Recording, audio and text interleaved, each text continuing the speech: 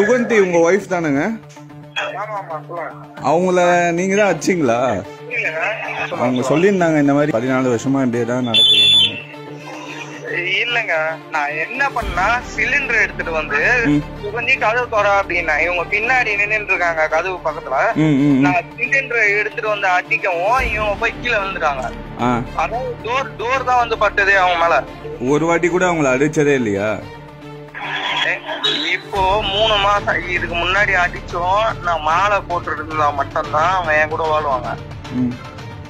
சரிங்களா? அவங்க அதான் சொன்னாங்க, மாலை போட்டுட்டு இருக்க சொல்ல ஒழுங்கா இருப்பாரு, கைட்டுனா குடிச்சிட்டு இதே சண்டை தான் எப்பவுமே அடிக்கிறாரு. 2 நாள் தான் எனக்கு ஒரு இஷ்யூ நடந்தது.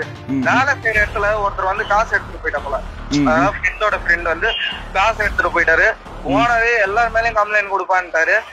அதுல கொஞ்சம் எமோஷன் ஆகி போய் நான் சாப்பிட்டேன். இல்லன்னு சொல்ல, நான் சாப்பிட்டு 2 நாள் தாங்க. அவங்க பாட்டுக்கு டிசிஷன் எடுக்கிறாங்க, அவங்க பாட்டுக்கு முடிவு எடுக்கிறாங்க. அவங்களே போன் பண்ணி சரிங்க எல்லாத்தையும் பண்றேன் நான் இல்லன்னு சொன்னேன். இதுக்கு முன்னாடியே அவங்கள அடிச்சிருக்கேன்.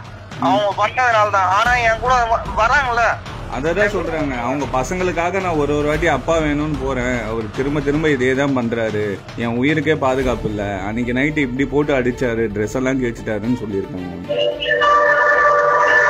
அவங்க கையில ஒரு பச்சை இருக்குல்ல? புரியல. அவங்க கையில ஒரு பச்சை குத்திருக்காங்களா? தெரியல, நான் நோட் பண்ணல. சொல்லுங்க. அப்படிங்களா? இல்ல, அதுக்கான ரீசன் அவங்க கிட்ட கேளுங்க. லவ் மேரேஜ் தான் சொன்னாங்க. லவ் பண்ணினா கல்யாணம் பண்ணிக்கினேன் அப்படின்னு தான் சொல்றாங்களே. நான் ஓபனா சொல்றேங்க, நான் டைரக்டா எங்க வந்து பேசணுமோ கூட பேசுறேன். இது ஃப்ரெண்டோட நம்பர், அவருக்கெல்லாம் கால் பண்ணதால என்கிட்ட போனும் கிடையாது. இப்போ அவங்க போலீஸுக்கு போன் பண்ணிட்டாங்கன்ற கோவத்துல என்ன அடிச்சிட்டீங்களா? ஏங்க, அவங்க போலீஸுக்கு போன் பண்ணா வர்றது வாடகை வீடுங்க, சொந்த வீடு வந்தா பரவாயில்ல. எல்லாமே முடிஞ்சு போச்சு. என்ன டாபிக்கே முடிஞ்சு போச்சு.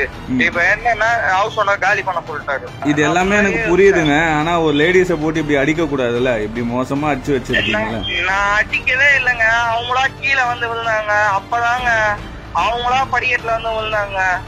கண்ணு முன்னாடி பாத்து கண்ணெல்லாம் அப்படி வீங்கி இருக்கேங்க. ஒரு கண்ணு கூட இச்சு சிலிண்டர்னு சொல்லலாம், 2 கண்ணுமே அப்படி இருக்கு. அதுதாங்க சொல்றேன். அவங்களா வந்து கீழே விழுந்த உடனே படிக்கட்டுல முட்டினாங்க. மேல துணி இல்லாம மாலை இப்படி புடிச்சிட்டு படுத்துட்டு இருக்காங்க ஹவுஸ் ஓனர் முன்னாடி. அதுக்குதான் நான் ஏண்டி இந்த மாதிரி பண்றேன்னு காலில் அப்பதான் கோவம் வந்தது. இந்த மாதிரி எல்லாம் பண்றது தாங்கம்மாங்க. அவங்க தெளிவா பேசின ரெக்கார்டிங் இருக்கு.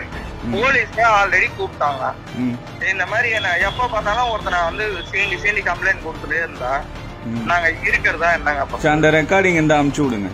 ஆமாங்க, அதே போன எல்லாத்தையும் வெஸ்ட் தான் குடிச்சிட்டு ஜாலியா சுத்தி நிக்கிறேன். எப்ப எப்படி இது பண்ணணும்னு தெரியல.